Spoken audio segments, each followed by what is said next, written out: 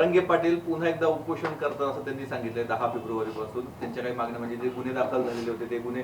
बघा, मी त्या दिवशी जेव्हा जरांगे पाटलांना भेटायला गेलो तेव्हा त्यांच्या समोर लोकांसमोर मी तेव्हा सांगितलं होतं हे होणार नाही. बरोबर की नाही? हा विषय टेक्निकल आहे, हा कायद्याच्या दृष्टिकोनाचा विषय आहे. हा अशा प्रकारचा निर्णय कुठचंही राज्य सरकार घेऊ शकणार नाही आणि केंद्राला या गोष्टींचा विचार करायचा असेल तर प्रत्येक राज्यामध्ये ही परिस्थिती आहे. प्रत्येक राज्यामध्ये हे कसं करणार आहेत त्याच्यासाठी तुम्हाला सुप्रीम कोर्टामध्ये जायला लागेल, त्याच्यासाठी विशेष अधिवेशन बोलवायला लागेल, त्यांना अनेक प्रोसेस आहेत त्याला. ते काही इतकं सोपं नाही आहे. मला असं वाटतं मराठा समाजातल्या माझ्या बांधवांनी भगिनींनी मला असं वाटतं या गोष्टींचा विचार केला पाहिजे. मागे एकदा तुम्हाला सगळ्यांना तापवले, तुम्ही मोर्चे काढले, सगळेजण तुम्ही आलात, मुंबईमध्ये आलात, सगळ्या ठिकाणी मोर्चे काढले. हे परत आता दुसऱ्यांदा झालं. बरोबर आहे? वस्तुस्थिती आपण तपासून पाहणार आहोत की नाही पाहणार आहोत, की कोणाचा तरी राजकीय अजेंडा आहे आणि त्याच्या खाली तुम्हाला सगळ्यांना मोर्चे म्हणून घेऊन जात आहेत. एकदा मला असं वाटतं प्रत्येक समाजाने पाहिलं पाहिजे. असा काही संशय वाटतं तुम्हाला हे मला सांगा ना, त्या दिवशी मुख्यमंत्र्यांची भेट झाली आणि बाहेर पडले, विजयोत्सव साजरा झाला, काय विजय मिळाला? कोणता विजय एकदा कळू तर देत. जो मराठा बांधव भगिनी जे गेली असतील तिथे मोर्चाला त्यांना कळलं का काही काय झालं नेमकं?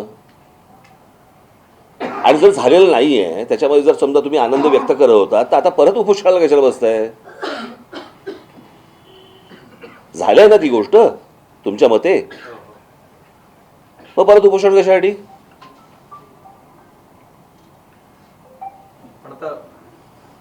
भुजबळ काउंटर करतायत आता उद्याला पण त्यांनी नगरमध्ये. नाही, मला कसं आहे ते सगळ्या गोष्टी ह्याला कोणाचे सगळ्यांचेच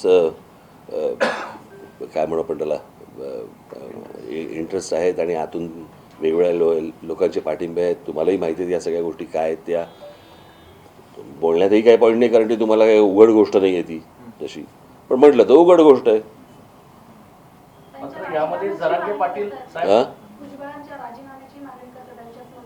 सरकारने निर्णय घ्यावा.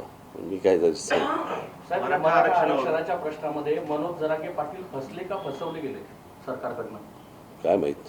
कारण की त्यांनी आनंद उत्सव देखील साजरा केला, परत उपोषणाला. हे बघा, प्रश्न असा आहे, मी एखादी गोष्ट बोलतो ती सुरुवातीला तुम्हाला कडवट वाटते, परंतु तेच सत्य असतं.